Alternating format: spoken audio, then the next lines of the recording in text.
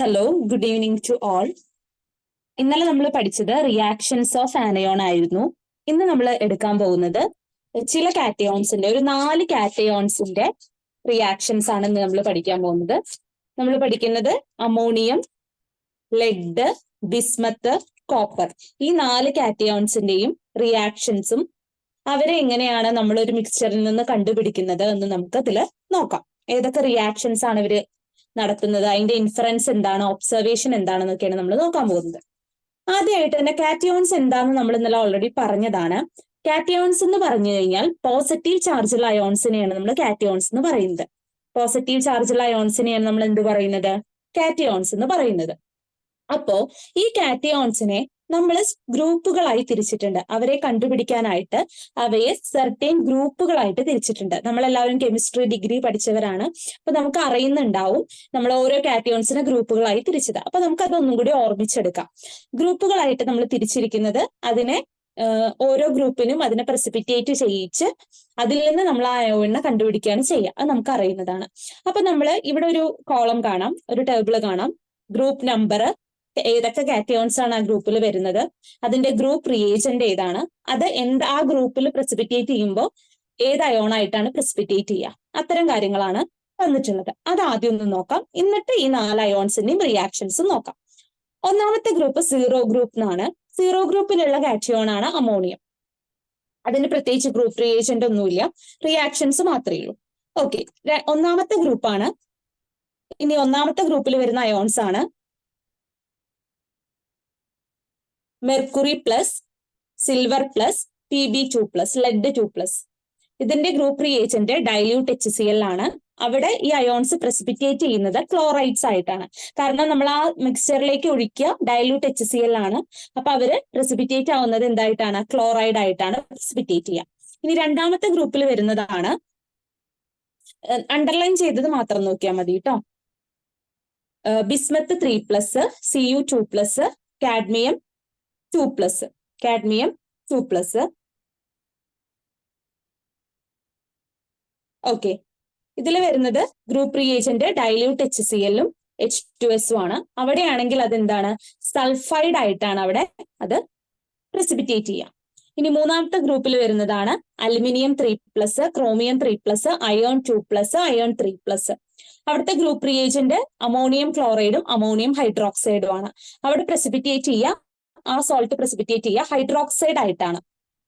ഇനി നാലാമത്തെ group reagent ആണ് നാലാമത്തെ ഗ്രൂപ്പിലുള്ള അയോൺസ് ആണ്, കാറ്റയോൺസ് ആണ് കൊബാൾട്ട് 2+, നിക്കൽ 2+, Mn2+, സിങ്ക് 2+. അവിടെ ഗ്രൂപ്പ് റിയേജന്റ് ആയിട്ട് വരുന്നത് അമോണിയം ക്ലോറൈഡും അമോണിയം ഹൈഡ്രോക്സൈഡും ഹൈഡ്രജൻ സൾഫൈഡുമാണ്. അവിടെ അവർ പ്രസിപ്പിറ്റേറ്റ് ചെയ്യുന്നത് സൾഫൈഡ്സ് ആയിട്ടാണ്. അവിടെ എന്തായിട്ടാണ് പ്രസിപ്പിറ്റേറ്റ് ചെയ്യുന്നത്? സൾഫൈഡ്സ് ആയിട്ടാണ് പ്രസിപ്പിറ്റേറ്റ് ചെയ്യുന്നത്. ഇനി അഞ്ചാമത്തെ ഗ്രൂപ്പിലാണ് നമ്മൾ ഫ്ലെയിം ടെസ്റ്റ് ചെയ്ത് കണ്ടുപിടിക്കുന്ന ബേരിയം, സ്ട്രോൺഷ്യം, കാൽഷ്യം എന്നിവ വരുന്നത്. ബേരിയം, സ്ട്രോൺഷ്യം, കാൽഷ്യം എന്നിവ വരുന്നത്. Barium 2+, strontium 2+, calcium 2+. അവിടുത്തെ group reagent ammonium chloride, ammonium hydroxide, ammonium carbonate. അവിടെ ഈ സോൾട്ട് പ്രസിപ്പിറ്റേറ്റ് ചെയ്യുന്നത് എന്തായിട്ടാണ്? കാർബണേറ്റ്സ് ആയിട്ടാണ്. ഇനി ആറാമത്തെ ഗ്രൂപ്പാണ് magnesium 2+, lithium plus, Na+, K+. അമോണിയത്തിന് എവിടെയും കാണാം, പക്ഷെ അമോണിയത്തെ നമ്മൾ സീറോ എന്ന് പറയുന്ന ഒരു ഗ്രൂപ്പ് ആയിട്ടാണ് കൺസിഡർ ചെയ്യുന്നത്. അപ്പൊ അവിടെ അത് നിങ്ങൾ നോക്കണ്ട. അതിന് ഗ്രൂപ്പ് റിയേജൻസ് ഇല്ല. ആറാമത്തെ ഗ്രൂപ്പിന് ഏതില്ല? ഗ്രൂപ്പ് റിയേജന്റ് ഇല്ല. ഒന്നാമത്തെ ഗ്രൂപ്പിന് എന്തില്ല? ഗ്രൂപ്പ് റിയേജന്റ് ഇല്ല. അപ്പൊ ഈ ടേബിൾ ഒന്ന് ഓർത്ത് വെക്കുക. ചിലപ്പോൾ നമ്മളോട് ചില അയോൺസ് ഏത് കാറ്റയോൺസ് ഏത് ഗ്രൂപ്പിലാണ് പെടുന്നതെന്ന് ചോദിക്കാം. അതിന്റെ ഗ്രൂപ്പ് റിയേജന്റ് ഏതാണെന്ന് ചോദിക്കാം. അത് എന്തായിട്ടാണ് ആ ഗ്രൂപ്പിൽ പ്രസിപ്പിറ്റേറ്റ് ചെയ്യാന്നൊക്കെ നമുക്ക് ചോദിക്കാം. അപ്പൊ ഈ ടേബിൾ ഒന്ന് ജസ്റ്റ് മനസ്സിലാക്കി വെക്കാം. ഇനി നമുക്ക് ഇതിലത്തെ സെലക്റ്റഡ് ആയിട്ടുള്ള കുറച്ച് അയോൺസിന്റെയാണ് നമ്മൾ പഠിക്കുന്നത്. അതിൽ ആദ്യത്തെയാണ് അമോണിയം. അമോണിയത്തിന് നമ്മളൊരു സാൾട്ട് എങ്ങനെ കണ്ടുപിടിക്കുന്നതാണ് പറയുന്നത്. ഓക്കെ,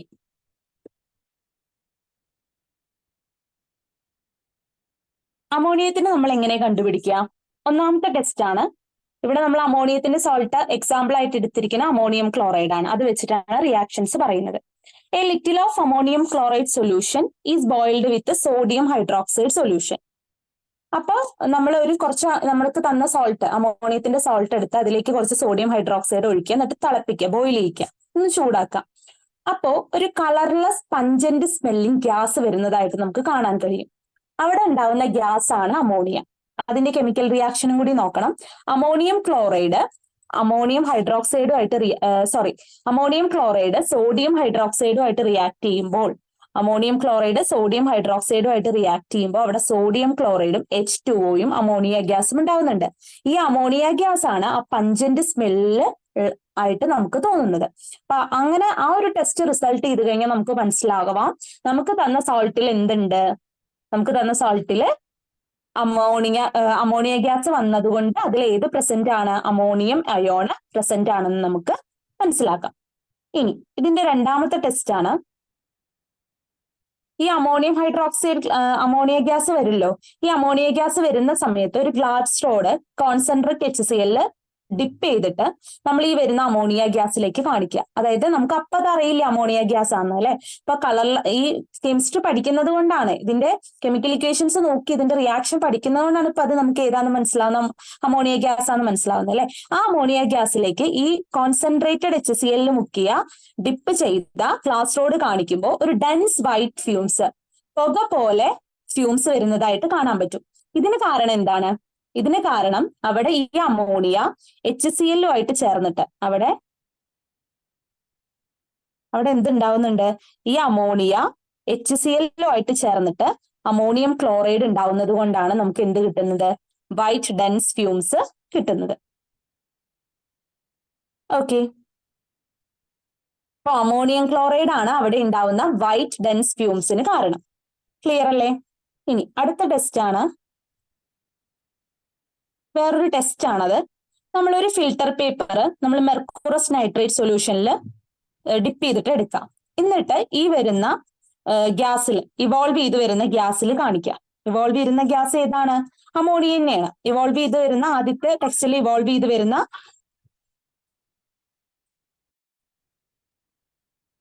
അപ്പൊ നമ്മൾ എന്താ പറഞ്ഞുകൊണ്ടിരുന്നത്? ഫസ്റ്റ് ടെസ്റ്റിൽ അമോണിയം ക്ലോറൈഡ്, അതായത് അമോണിയം ക്ലോറൈഡിലേക്ക് NaOH ആഡ് ചെയ്തപ്പോൾ നമുക്ക് എന്ത് കിട്ടി? അമോണിയ ഗ്യാസ് കിട്ടി. അതിലേക്ക് മെർക്കുറസ് നൈട്രേറ്റിൽ മുക്കിയ ഒരു പേപ്പർ, ഫിൽട്ടർ പേപ്പർ കാണിച്ചു കഴിഞ്ഞാൽ ആ മെർക്കുറസ് നൈട്രേറ്റ് മുക്കിയ പേപ്പറിന്റെ കളർ ബ്ലാക്ക് ആയിട്ട് മാറും. അതിനുള്ള കാരണം this is due to the formation of finely divided mercury on the paper. അവിടെ മെർക്കുറിയുടെ ഒരു കോമ്പൗണ്ട് ഉണ്ടാവുന്നതാണ് ഇതിന് കാരണം. മെർക്കുറിയുടെ ആ കോമ്പൗണ്ട് ഇതാണ് HgNH2NO3.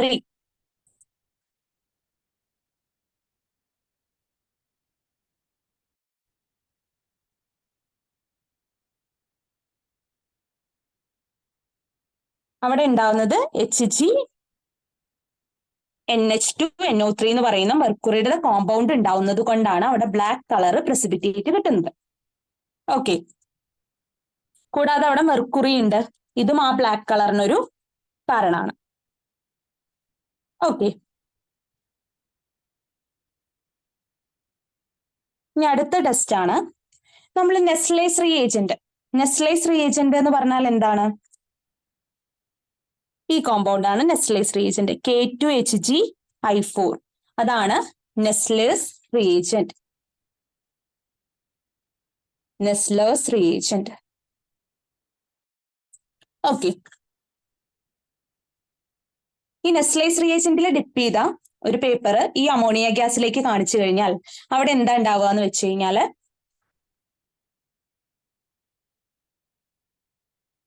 ഒരു ബ്രൗൺ കളർ ആ പേപ്പറിൽ നമുക്ക് കാണാൻ പറ്റും. Brown stains appears on the paper. ഇത് എന്തുകൊണ്ടാണ് അവിടെ ബ്രൗൺ സ്റ്റെയിൻസ് ഉണ്ടാവുന്നത്? This is due to the formation of brown basic mercuric amino iodine. അപ്പോ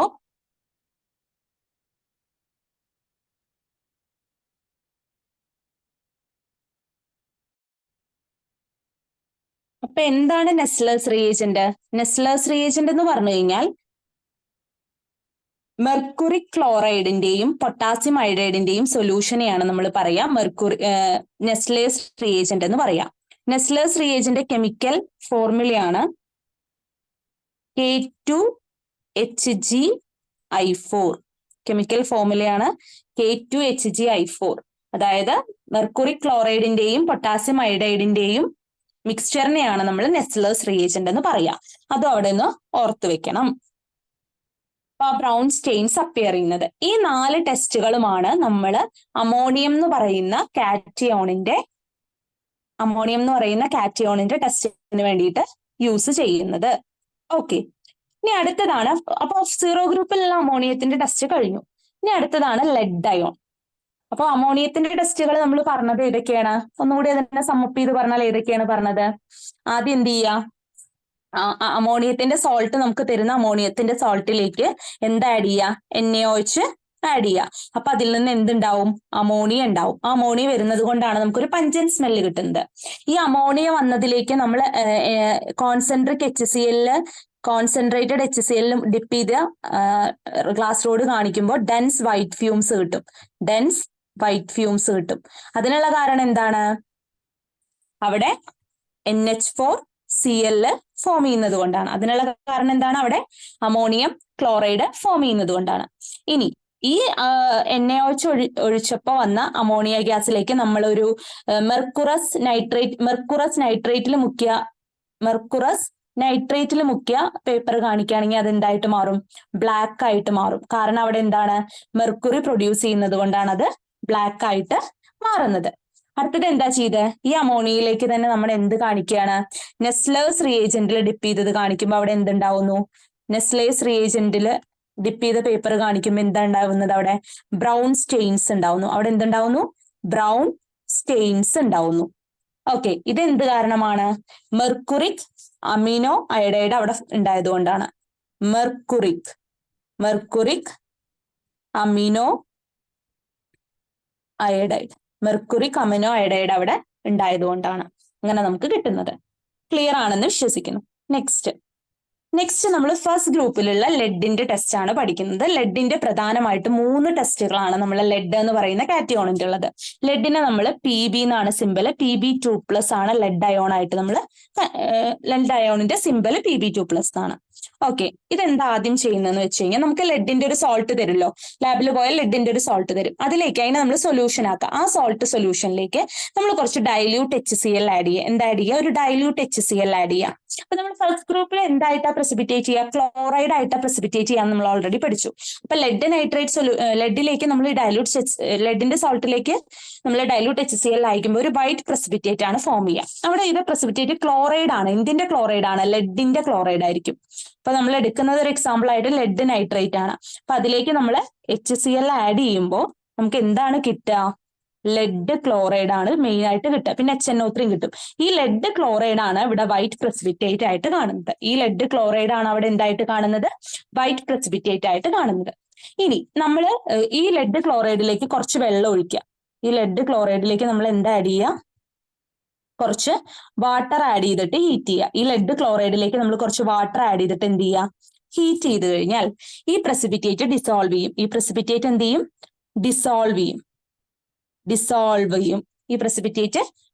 ചെയ്യും. ഇനി എന്താ സംഭവിക്കുക? ഓക്കെ, ഈ പ്രസിപ്പിറ്റേറ്റ് ഡിസോൾവ് ചെയ്യും. അപ്പൊ ഇപ്പൊ വെള്ളം ഒഴിച്ച് ചൂടാക്കിയപ്പോ ഈ പ്രസിപ്പിറ്റേറ്റ് ഡിസോൾവ് ചെയ്തു അല്ലെ? ഇതിനെ നമ്മൾ 2 പാർട്ടാക്കുക. ഈ ഹോട്ട് സൊല്യൂഷനെ നമ്മൾ എന്ത് ചെയ്യുക? 2 പാർട്ടാക്കുക. ഇതിലേക്ക് ഒരു പോർഷനിലേക്ക് നമ്മൾ പൊട്ടാസ്യം ക്രോമേറ്റ് സൊല്യൂഷൻ ആഡ് ചെയ്യുക. എന്താ ആഡ് ചെയ്യുക? പൊട്ടാസ്യം ക്രോമേറ്റ്, അതായത് K2Cr O4 potassium chromate solution add ചെയ്യുക. രണ്ടാമത്തേതിലേക്ക് നമ്മൾ പൊട്ടാസ്യം അയഡൈഡും ആഡ് ചെയ്യുക.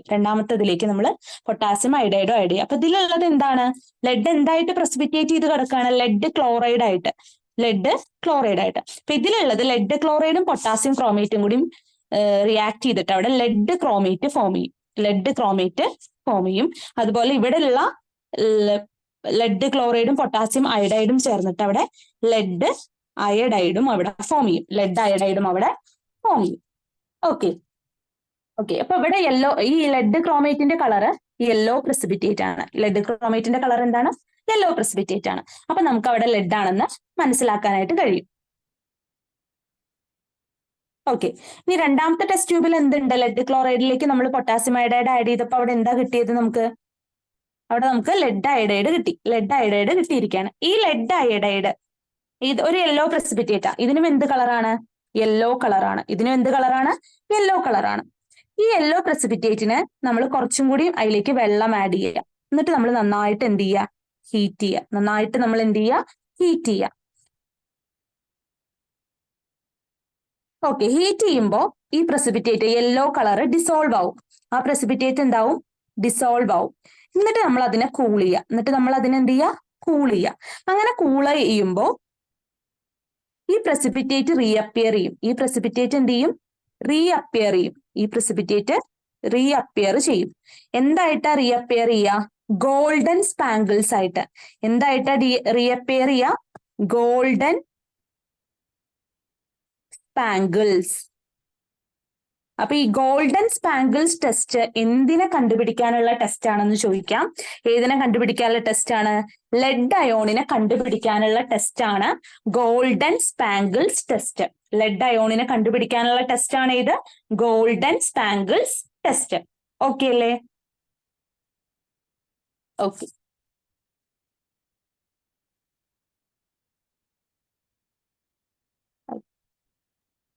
ഇനി നമ്മൾ ഇത്രയും പറഞ്ഞ കാര്യങ്ങൾ തന്നെയാണ് കേട്ടോ. ലെഡ് ആദ്യം നമ്മൾ ലെഡിന്റെ സോൾട്ടിനെ HCl ആഡ് ചെയ്യുമ്പോൾ അത് ലെഡ് ക്ലോറൈഡ് ആയി പ്രസിപ്പിറ്റേറ്റ് ചെയ്യും. അത് വെള്ളം ഒഴിച്ച് ചൂടാക്കുമ്പോൾ അത് ഡിസോൾവ് ചെയ്യും. അത് കാരണം ലെഡ് ക്ലോറൈഡ് വാട്ടറിൽ സോലുബിൾ ആണ്. എന്നിട്ട് നമ്മൾ അതിനെ രണ്ട് പാർട്ട് ആക്കും. ഒന്നിലെ ലെഡ് ക്ലോറൈഡിലേക്ക് നമ്മൾ പൊട്ടാസ്യം ക്രോമേറ്റ് ആഡ് ചെയ്യും. അപ്പൊ അത് ലെഡ് ക്രോമേറ്റ് ആയിട്ട് പ്രസിപ്പിറ്റേറ്റ് ചെയ്യും. അതൊരു യെല്ലോ കളറിലാണ് കാണുക. രണ്ടാമത്തെ പോർഷനിലേക്ക് നമ്മൾ പൊട്ടാസ്യം അയഡൈഡ് ആഡ് ചെയ്യും. അപ്പൊ അവിടെ ലെഡ് അയഡൈഡ് ഫോം ചെയ്യും. ഈ ലെഡ് അയഡൈഡ് യെല്ലോ കളറാണ്. ഇത് വാട്ടറിൽ ഡിസോൾവ് ആയ ശേഷം വെള്ളം ഒഴിച്ച് ചൂടാക്കിയ വാട്ടറിൽ ഡിസോൾവ് ആവും. പിന്നെ അതിനെ കൂൾ ചെയ്ത് കഴിഞ്ഞാൽ ആ ലെഡ് അയഡൈഡ് ഗോൾഡൻ സ്പാങ്കിൾസ് ആയിട്ട് റീഅപ്പിയർ ചെയ്യും. Okay, the precipitate is lead iodide. This dissolves in hot water but recrystallize on cooling as golden spangles. അപ്പൊ ഈ ഗോൾഡൻ സ്പാങ്കിൾസ് ടെസ്റ്റ് ഏതിനെ ഡിറ്റർമൈൻ ചെയ്യാനാണ് നമ്മൾ യൂസ് ചെയ്യുന്നത്? ലെഡ് അയോണിനെ ഡിറ്റർമൈൻ ചെയ്യാനാണ് നമ്മൾ യൂസ് ചെയ്യുന്നത്. അടുത്തതാണ് മൂന്നാമത്തെ അയോണാണ് ബിസ്മത്ത്. മൂന്നാമത്തെ അയോണാണ് bismuth.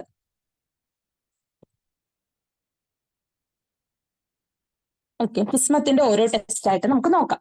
12 little of bismuth nitrate. ഇവിടെ നമ്മൾ സോൾട്ട് ആയിട്ട് എടുക്കുന്ന ബിസ്മത്ത് നൈട്രേറ്റ് ആണ്. അതിലേക്ക് നമ്മൾ ഡൈല്യൂട്ട് HCl ആഡ് ചെയ്യാം.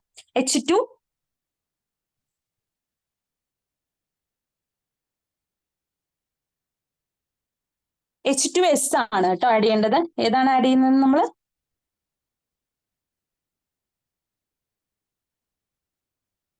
H2S ആഡ് ചെയ്യാം. അപ്പൊ ഒരു ബ്രൗണിഷ് ബ്ലാക്ക് പ്രസിപ്പിറ്റേറ്റ് ആണ് ഉണ്ടാവുക. എന്താണ് ഉണ്ടാവുക? ഒരു ബ്രൗണിഷ് ബ്ലാക്ക് പ്രസിപ്പിറ്റേറ്റ് ഉണ്ടാവും. ആ പ്രസിപ്പിറ്റേറ്റ് എന്താണ്? ആ പ്രസിപ്പിറ്റേറ്റ് ബിസ്മത്ത് സൾഫൈഡ് ആണ്. അതായത് ബിസ്മത്ത് നൈട്രേറ്റ് ഹൈഡ്രജൻ സൾഫൈഡ് ആയിട്ട് റിയാക്ട് ചെയ്താൽ നമുക്ക് ബിസ്മത്തിന്റെ സൾഫൈഡ് കിട്ടും. ആ ബിസ്മത്ത് സൾഫൈഡിന്റെ കളറാണ് ബ്രൗണിഷ് ബ്ലാക്ക്. ഇനി രണ്ടാമത്തെ ടെസ്റ്റ്.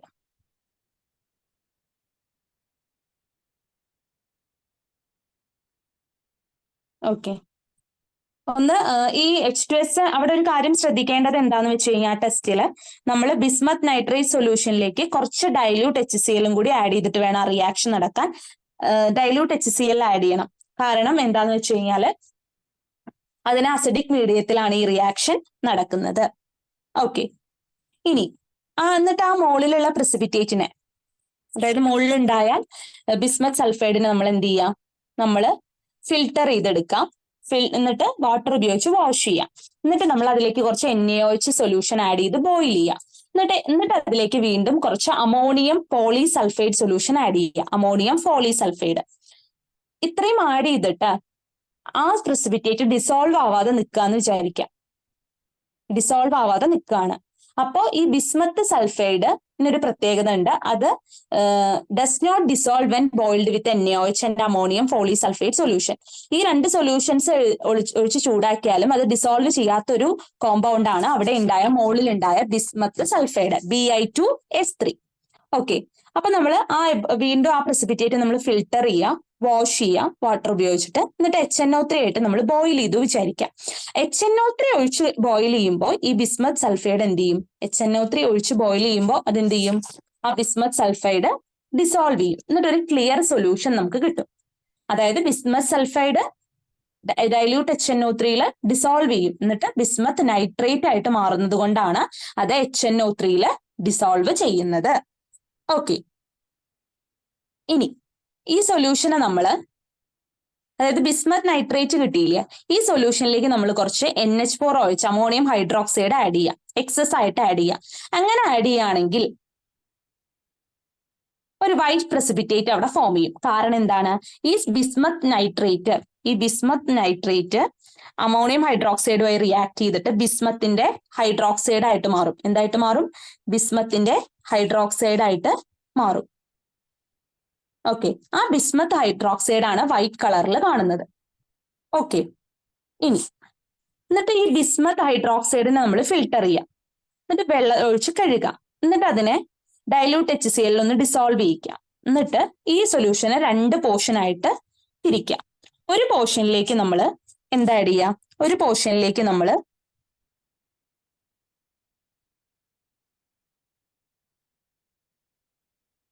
ഒരു ബീക്കറിൽ വെള്ളം എടുത്തിട്ട് ഒരു പോർഷൻ അതിലേക്ക് ആഡ് ചെയ്യാം. ഓക്കെ, അപ്പൊ ഒരു വൈറ്റ് കേർഡി പ്രസിപ്പിറ്റേറ്റ് ആണ് നമുക്ക് കിട്ടുക. അപ്പൊ നമുക്ക് കിട്ടുക, അങ്ങനെ ചെയ്യുമ്പോൾ ഒരു വൈറ്റ് ടെർബിഡിറ്റി നമുക്ക് കിട്ടും, ഒരു വൈറ്റ് ടെർബിഡിറ്റി കിട്ടും. ഇതിനുള്ള കാരണം എന്താണ്? അവിടെ ഉണ്ടാവുന്ന കോമ്പൗണ്ട് ആണ് ഇതിനുള്ള കാരണം. This is due to the formation of bismuth oxychloride by the hydrolysis of bismuth chloride. അതായത് നമ്മള് ബിസ്മത്ത് ഹൈഡ്രോക്സൈഡ് ഫോം ചെയ്തില്ലേ മുകളില്, അതിലേക്ക് നമ്മൾ ഹൈഡ്രോക്ലോറിക് ആസിഡ് ആഡ് ചെയ്യാണ്. അപ്പൊ അത് ബിസ്മത്ത് ക്ലോറൈഡ് ആയിട്ട് മാറും. ഈ ബിസ്മത്ത് ക്ലോറൈഡിന് ഹൈഡ്രോളിസിസ് നടത്തിയിട്ട് അവിടെ ബിസ്മത്ത് ഓക്സിക്ലോറൈഡ്, അതായത് BiOCl, ബിസ്മത്ത് ഓക്സിക്ലോറൈഡ് ഫോം ചെയ്യും. ഈ ബിസ്മത്ത് ഓക്സിക്ലോറൈഡ് ആണ് ഈ വൈറ്റ് ടെർബിഡിറ്റി ഉണ്ടാവാനുള്ള കാരണം. ഓക്കെ, ബിസ്മത്ത് ഓക്സിക്ലോറൈഡ് ആണ് ഈ വൈറ്റ് ടെർബിഡിറ്റി ഉണ്ടാവാനുള്ള കാരണം.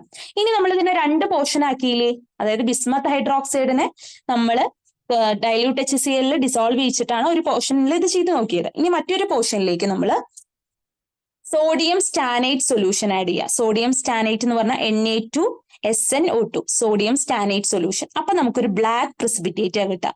ആ ബ്ലാക്ക് പ്രസിപ്പിറ്റേറ്റിന് കാരണം ഈ ബിസ്മത്ത് ക്ലോറൈഡ് റെഡ്യൂസ് ചെയ്തിട്ട് ബിസ്മത്ത് ആയിട്ട് മാറും. ബിസ്മത്ത് ക്ലോറൈഡ് റെഡ്യൂസ് ചെയ്തിട്ട് എന്തായിട്ട് മാറും? ബിസ്മത്ത് ആയിട്ട് മാറും. അത് ആ ബിസ്മത്ത് ആണ് ഈ ബ്ലാക്ക് പ്രസിപ്പിറ്റേറ്റിന് കാരണമാകുന്നത്.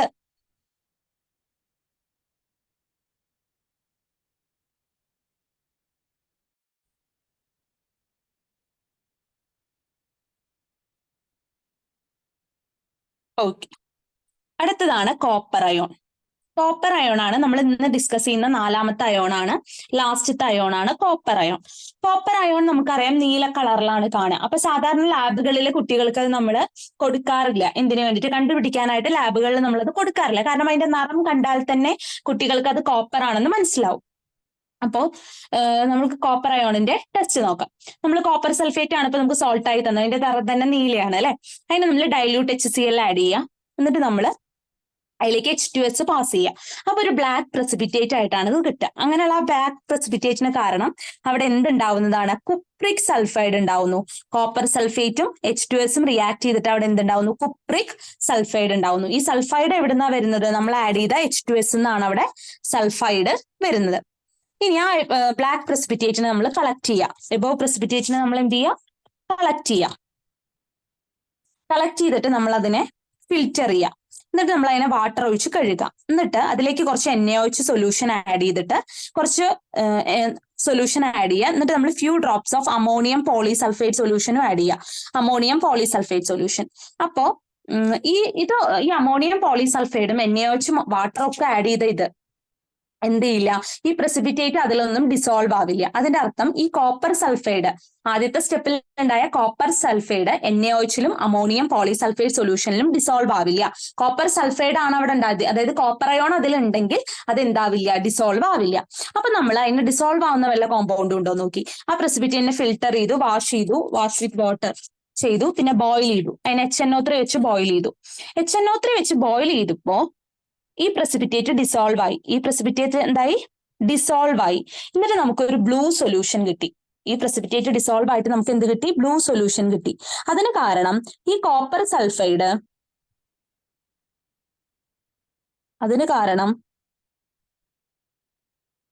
ഈ കോപ്പർ സൾഫൈഡ് HNO3 റിയാക്ട് ചെയ്തിട്ട് കോപ്പർ നൈട്രേറ്റും H2S ഉണ്ടാവുന്നതാണ്. കോപ്പർ നൈട്രേറ്റ് ഉണ്ടാവുന്നതാണ് അതിന് കാരണം. അതായത് copper sulphide dilute HNO3 dissolve ചെയ്തിട്ട് അത് കുപ്രിക് നൈട്രേറ്റ് ആയിട്ട് മാറുന്നു. എന്തായിട്ട് മാറുന്നു? കുപ്രിക് നൈട്രേറ്റ് CuNO3 ട്വൈസ് ആയിട്ട് മാറുകയാണ് ചെയ്യുന്നത്. ഓക്കെ, ഇനി അങ്ങനെ അത് ഡിസോൾവ് ചെയ്തു. ഡൈല്യൂട്ട് HNO3 ഇയാൾ ഡിസോൾവ് ചെയ്തു. അവിടെ ഉണ്ടായ കോപ്പർ സൾഫൈഡ് ഡിസോൾവ് ചെയ്ത് കുപ്രിക് നൈട്രേറ്റ് ഉണ്ടാക്കി. ഈ കുപ്രിക് നൈട്രേറ്റിലേക്ക് നമ്മൾ എന്താ ആഡ് ചെയ്യുക? അമോണിയം ഹൈഡ്രോക്സൈഡ് ആഡ് ചെയ്യുക. കുറച്ച് എക്സസ് ആയിട്ട് ആഡ് ചെയ്യുക. അങ്ങനെ ആഡ് ചെയ്യുന്ന സമയത്ത് അവിടെ ഒരു പേൽ ബ്ലൂ പ്രസിപ്പിറ്റേറ്റ് ഫസ്റ്റ് ഫോം ചെയ്യും. എന്നിട്ട് നമ്മൾ വീണ്ടും NH4OH ആഡ് ചെയ്യുകയാണെങ്കിൽ ആ പേൽ ബ്ലൂ ഡീപ്പ് ബ്ലൂ ആയിട്ട് മാറുന്നത് കാണാൻ പറ്റും. ഇതിന് കാരണം ആദ്യം ഫോം ചെയ്ത കുപ്രിക് ഹൈഡ്രോക്സൈഡ്, ആ ആദ്യം ഫോം ചെയ്യുന്നത്, അതായത് ഇതിലേക്ക് NH4OH ആഡ് ചെയ്യുമ്പോൾ അവിടെ ആദ്യം ഫോം ചെയ്യുന്നത് കുപ്രിക് ഹൈഡ്രോക്സൈഡ് ആണ്. അത് ഡിസോൾവ് ചെയ്യുന്നു എന്തില്? എക്സസ് ഓഫ് NH4OH ആഡ് ചെയ്യുമ്പോൾ അത് ഡിസോൾവ് ചെയ്തിട്ട് അവിടെ ഒരു ഡീപ്പ് ബ്ലൂ കോംപ്ലക്സ് ഉണ്ടാവുകയാണ് ചെയ്യുന്നത്. ഇവിടെ നോക്കി, ഇവിടെ കുപ്രിക് നൈട്രേറ്റ് NH4OH ഡിസോൾവ് ചെയ്തിട്ട് കുപ്രിക് ഹൈഡ്രോക്സൈഡ് ഉണ്ടാവുന്നു. ഈ കുപ്രിക് ഹൈഡ്രോക്സൈഡ് വീണ്ടും NHOH4 ആഡ് ചെയ്യുമ്പോഴാണ് അവിടെ ഈ ഒരു കോമ്പൗണ്ട് ഉണ്ടാവുന്നത്, CuNH3,4OH ട്വൈസ്. ഈ കോമ്പൗണ്ട് ആണ് അതിന്റെ കളറ് ഡീപ്പൻ ചെയ്യാനുള്ള കാരണം. ഇത് CuNH3,4OH ട്വൈസ്.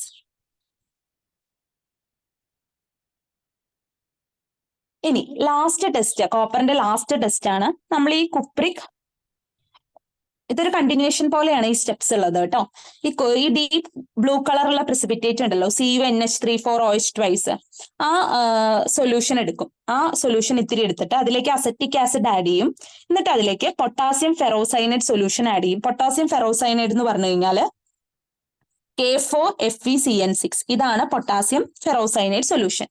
ഈ പൊട്ടാസ്യം ഫെറോസൈനൈഡ് സൊല്യൂഷൻ നമ്മൾ ഇതിലേക്ക് ആഡ് ചെയ്യുമ്പോൾ ആദ്യം അസറ്റിക് ആസിഡ് ആഡ് ചെയ്യും, പിന്നെയാണ് പൊട്ടാസ്യം ഫെറോസൈനൈഡ് ആഡ് ചെയ്യുന്നത്. ഈ അസറ്റിക് ആസിഡ് ആഡ് ചെയ്യുമ്പോൾ ഇവിടെ ഇങ്ങനെ ഒരു കുപ്രിക് അസറ്റേറ്റ് ഉണ്ടാവും. എന്നിട്ട് ഈ പൊട്ടാസ്യം ഫെറോസൈനൈഡ് ഈ കുപ്രിക് അസറ്റേറ്റും കൂടി റിയാക്ട് ചെയ്തിട്ട് അവിടെ കോപ്പർ ഫെറോസൈനൈഡ് ഉണ്ടാവും. എന്തുണ്ടാവും? Copper ferrocyanide. ഈ കോപ്പർ ഫെറോസൈനൈഡിന്റെ നിറം ബ്രൗൺ ആണ്. ഈ കോപ്പർ ഫെറോസൈനൈഡ് ആണ് ഇവിടെ ബ്രൗൺ പ്രസിപ്പിറ്റേറ്റ് ആയിട്ട് എക്സിസ്റ്റ് ചെയ്യുന്നത്.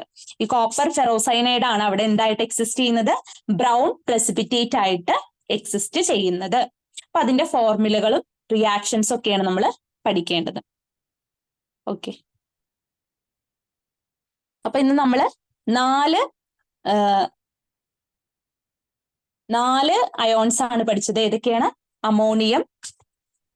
Ammonium, lead, bismuth, copper. ഇന്ന് നമ്മൾ 4 അയോൺസ് ആണ് പഠിച്ചത്. ഒന്ന് ammonium NH4+, 2 lead Pb2+, 3 bismuth Bi3+, 4 copper Cu2+. ഇത്രയാണ് നമ്മൾ ഇന്ന് പഠിച്ചത്. അപ്പൊ ഇതിന്റെ റിയാക്ഷൻസ്, അതിന്റെ ഒബ്സർവേഷൻ, അതിന്റെ ഇൻഫറൻസ്, അവിടുത്തെ കെമിക്കൽ ഇക്വേഷൻസ്, ഇതൊക്കെ നമ്മൾ നന്നായിട്ട് നോക്കണം. അപ്പൊ ഇത്രയും കാര്യങ്ങൾ നന്നായിട്ട് പഠിച്ചിട്ട് വേണം അടുത്ത ക്ലാസ്സിൽ വരാൻ. അടുത്ത ക്ലാസ്സിൽ നമ്മൾ ഇതിന്റെ ബാക്കിയായിട്ടുള്ള കാറ്റയോൺസിന്റെ റിയാക്ഷൻസ് ആയിരിക്കും ഡിസ്കസ് ചെയ്യുന്നത്. അപ്പോൾ താങ്ക് യു.